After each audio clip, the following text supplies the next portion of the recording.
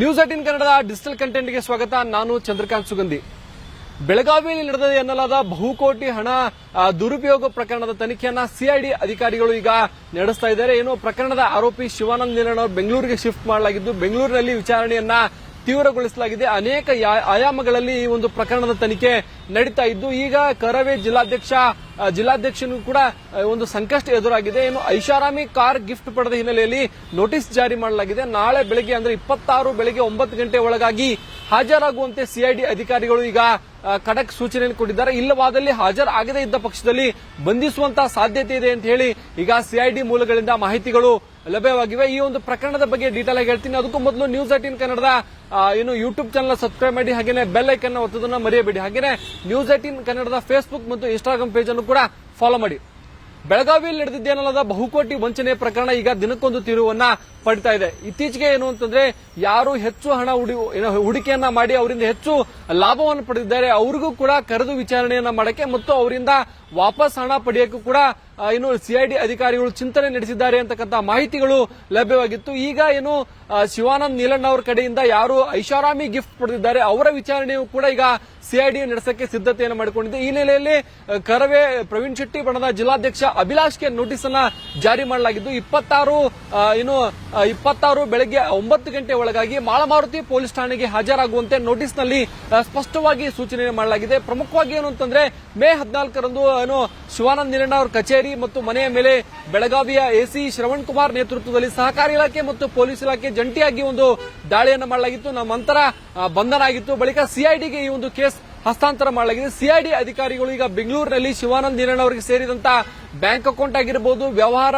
ಮತ್ತೆ real estate ನಲ್ಲಿ ಹೂಡಿಕೆ ಮತ್ತು ಗ್ರಾಹಕರಿಂದ ಸಂಗ್ರಹಿಸಿದ ಠೇವಣಿ ಮೊತ್ತ, ಈ ಎಲ್ಲದರ ಬಗ್ಗೆಯೂ ಕೂಡ ಇಂಚಿಂಚು ಮಾಹಿತಿಯನ್ನ ಕಲೆ ಹಾಕ್ತಿದ್ದಾರೆ. ಪ್ರಮುಖವಾಗಿ ಏನು ಅಂತಂದ್ರೆ, ಈ ಒಂದು ಶಿವಮ್ ಅಸೋಸಿಯೇಟ್ ನಲ್ಲಿ ಅಕ್ಯುಮೆನ್ ಅಂತಕ್ಕಂಥ ಒಂದು ಆಪ್ ಅನ್ನ ಕ್ರಿಯೇಟ್ ಮಾಡಿಕೊಂಡು ಇದರಲ್ಲಿ ಸುಮಾರು 35,000ಕ್ಕೂ ಹೆಚ್ಚು ಜನರಿಂದ ಹೂಡಿಕೆಯನ್ನ ಮಾಡಲಾಗಿದೆ. ಹೂಡಿಕೆ ಮಾಡಿದ ಹಣವನ್ನ ರಿಯಲ್ ಎಸ್ಟೇಟ್ ಆಗಿರಬಹುದು ಮತ್ತು ಇತರೆ ಸೆಕ್ಟರ್ಗಳಲ್ಲಿ ಅದನ್ನ ಬಳಕೆ ಮಾಡಲಾಗಿರ್ತಕ್ಕಂಥದ್ದು. ಈಗ ಒಂದು ವೇಳೆ ಗ್ರಾಹಕರು ವಾಪಸ್ ಕೇಳಿದ ಸಂದರ್ಭದಲ್ಲಿ ಅವರಿಗೆ ಹಣ ಕೊಡುವುದು ಹೇಗೆ ಅಂತಕ್ಕಂಥದ್ದು ಈಗ ಪ್ರಶ್ನೆ ಇದೆ. ಈ ಒಂದು 35,000 ಜನರಿಂದ ಸುಮಾರು 2,500ಕ್ಕೂ ಹೆಚ್ಚು ಕೋಟಿ ರೂಪಾಯಿ ಹಣ ಅಲ್ಲಿ ಠೇವಣಿ ರೂಪದಲ್ಲಿ ಸಂಗ್ರಹವಾಗಿದೆ. ಠೇವಣಿ ಬದಲಾಗಿ ಇನ್ನು ಸಾಲದ ರೂಪದಲ್ಲಿ ಠೇವಣಿಯನ್ನ ಏನು ಸಂಗ್ರಹಿಸಿರ್ತಕ್ಕಂಥದ್ದು. ಈಗ ಗ್ರಾಹಕರಿಗೆ ವಾಪಸ್ ಕೊಡುವಂತ ಹಂತದಲ್ಲಿ ಇವರ ಬಳಿ ಸಂಗ್ರಹಿಸಿದಷ್ಟು ಹಣ ಇಲ್ಲ ಅಂತಕ್ಕಂಥದ್ದು ಈಗ ಮೇಲ್ನೋಟಕ್ಕೆ ಗೊತ್ತಾಗ್ತದೆ. ಈ ಹಿನ್ನೆಲೆಯಲ್ಲಿ ಈಗ ಸಿಐಡಿ ಅಧಿಕಾರಿಗಳು ತನಿಖೆ ನಡೆಸ್ತಾ ಇದ್ದಾರೆ. ಯಾರೆಲ್ಲ ಏನು 1 ಲಕ್ಷ ರೂಪಾಯಿ ಹೂಡಿಕೆ ಮಾಡಿ ಅದರಿಂದ ಡಬಲ್ ಲಾಭ ಪಡೆದಿದ್ದಾರೆ ಅವರ ಮಾಹಿತಿಯನ್ನು ಕೂಡ ಕಲೆ ಹಾಕ್ತಿದ್ದಾರೆ. ಮತ್ತೊಂದು ಕಡೆ ಯಾರು ಅತಿ ಹೆಚ್ಚು ಅಂದ್ರೆ 1 ಲಕ್ಷ, 5 ಲಕ್ಷ, 10 ಲಕ್ಷ ಹೀಗೆ ಕೋಟಿಗಟ್ಟಲೆ ಹೂಡಿಕೆ ಮಾಡಿದ್ದಾರೆ ಅವರ ಆದಾಯದ ಮೂಲ ಏನು ಅನ್ನೋದ್ರ ಬಗ್ಗೆಯೂ ಕೂಡ ಈಗ ಸಿಐಡಿ ಪತ್ತೆಯನ್ನ ಮಾಡ್ತಾ ಇದೆ. ಒಟ್ಟಾರೆ ಬೆಂಗಳೂರಿನಲ್ಲಿ ಈ ಒಂದು ಪ್ರಕರಣವನ್ನ ಸಿಐಡಿ ಅಧಿಕಾರಿಗಳು ತೀವ್ರ ರೀತಿಯಲ್ಲಿ ವಿಚಾರಣೆಯನ್ನು ಮಾಡ್ತಿದ್ದಾರೆ. ಇತ್ತೀಚೆಗೆ ಬೆಳಗಾವಿಯಲ್ಲಿ ಡಿಸೆಂಬರ್ ತಿಂಗಳಲ್ಲಿ ಕನ್ನಡ ಹಬ್ಬ ಅಂತಕ್ಕಂಥ ಒಂದು ಅದ್ದೂರಿ ಕಾರ್ಯಕ್ರಮವನ್ನ ಬೆಳಗಾವಿಯ ಸರ್ದಾರ್ ಹೈಸ್ಕೂಲ್ ಮೈದಾನದಲ್ಲಿ ಆಯೋಜನೆ ಮಾಡಲಾಗಿತ್ತು. ಈ ಒಂದು ಕಾರ್ಯಕ್ರಮವನ್ನ ಕರವೇ ಜಿಲ್ಲಾಧ್ಯಕ್ಷ ಅಭಿಲಾಷ್ ನೇತೃತ್ವದಲ್ಲಿ ಆಯೋಜನೆ ಮಾಡಲಾಗಿತ್ತು. ಇದನ್ನ ಬೆಳಗಾವಿಯಾದ್ಯಂತ ಅತ್ಯಂತ ಏನು ಸಡಗರ ಸಂಭ್ರಮದಿಂದ ಈ ಒಂದು ಕಾರ್ಯಕ್ರಮದಲ್ಲಿ ಸ್ಯಾಂಡಲ್ವುಡ್ ನ ಅನೇಕ ತಾರೆಯರು ಬಂದು ಜನರನ್ನ ರಂಜಿಸಿದ್ರು. ಈ ಕಾರ್ಯಕ್ರಮದ ಸಂಪೂರ್ಣ ಹೊಣೆಯನ್ನ ಶಿವಾನಂದ ನೀಲಣ್ಣ ಅವರು ಹೊತ್ತಿದ್ರು. ಆ ಒಂದು ವೇದಿಕೆಯಲ್ಲಿ ಅನೇಕ ಭಾಷಣಗಳನ್ನ ಶಿವಾನಂದ ನೀಲಣ್ಣ ಅವರು ಆಡಿರ್ತಕ್ಕಂಥದ್ದು ಅದು ಚರ್ಚೆಗೆ ಗ್ರಾಸವಾಗಿತ್ತು. ಈಗ ಶಿವಾನಂದ ನೀಲಣ್ಣ ಅವರಿಂದ ಅತಿ ಹೆಚ್ಚು ದುಬಾರಿ ಮೊತ್ತದ ಒಂದು ಐಷಾರಾಮಿ ಕಾರನ್ನ ಅಭಿಲಾಷ್ ಪಡೆದಿದ್ದಾರೆ. ಈ ಹಿನ್ನೆಲೆಯಲ್ಲಿ ಈ ಒಂದು ಠೇವಣಿದಾರರಿಂದ ಸಂಗ್ರಹಿಸಿದ ಹಣದಲ್ಲೇ ಈ ರೀತಿ ಒಂದು ಐಷಾರಾಮಿ ಕಾರ್ ಗಿಫ್ಟ್ ಕೊಡಲಾಗಿದೆ ಅಂತಕ್ಕಂಥ ಆರೋಪ ಇರತಕ್ಕಂಥದ್ದು. ಹೀಗಾಗಿ ಅಭಿಲಾಷ್ಗೆ ನೋಟಿಸ್ ಕೊಟ್ಟು ವಿಚಾರಣೆಗೆ ಹಾಜರಾಗುವಂತೆ ಈಗ ಅಧಿಕಾರಿಗಳು ಸೂಚನೆಯನ್ನು ಕೊಟ್ಟಿದ್ದಾರೆ. ಮತ್ತೊಂದು ಕಡೆ ಏನು ಅಭಿಲಾಷ್ ನಟಿಸಿರುವಂತಹ ಅನೇಕ ಚಿತ್ರಗಳಿಗೂ ಕೂಡ ಶಿವಾನಂದ ನೀಲಣ್ಣ ಅವರವರು ಹೂಡಿಕೆಯನ್ನ ಮಾಡಿದ್ರು. ಅದಕ್ಕೆ ಏನು ಹಣ ಕೊಡುವಂತದ್ದು, ಫೈನಾನ್ಸ್ ಮಾಡುವಂತಹ ಒಂದು ಭರವಸೆಯನ್ನ ಕೊಟ್ಟಿದ್ರು ಅಂತದ್ರ ಬಗ್ಗೆ ಗೊತ್ತಾಗಿದೆ. ಯಾವ್ಯಾವ ಚಿತ್ರಗಳಿಗೆ ಎಷ್ಟು ಹಣ ಹೂಡಿಕೆ ಆಗಿದೆ ಅನ್ನೋದ್ರ ಬಗ್ಗೆ ಈಗ ಸಿಐಡಿ ಅಧಿಕಾರಿಗಳು ಪತ್ತೆಯನ್ನ ಮಾಡ್ತಾ ಇದ್ದಾರೆ. ಒಟ್ಟಾರೆ ಈ ಒಂದು ಪ್ರಕರಣ ಏನಿದೆ ದಿನಕ್ಕೊಂದು ತಿರುವನ್ನ ಪಡಿತಾ ಇದ್ದು, ಇನ್ನೂ 3-4 ದಿನಗಳ ಕಾಲ ಸಿಐಡಿ ಈ ಒಂದು ಪ್ರಕರಣವನ್ನು ವಿಚಾರಣೆ ನಡೆಸಿದೆ. ಬಳಿಕ ಬೆಳಗಾವಿಯ ಕೋರ್ಟ್ಗೆ ಶಿವಾನಂದ ನೀಲಣ್ಣ ಹಾಜರನ್ನು ಪಡಿಸ್ತಾರೆ. ಆ ಸಂದರ್ಭದಲ್ಲಿ ಏನೆಲ್ಲ ವಿಚಾರಣೆಯಾಗಿದೆ ಅಂತಕ್ಕಂಥ ಮಾಹಿತಿಯನ್ನ ಕೋರ್ಟ್ ಮುಂದೆ ಇಡುವಂತಹ ಸಾಧ್ಯತೆ ಇರತಕ್ಕಂಥದ್ದು. ಒಟ್ಟಾರೆ ಏನು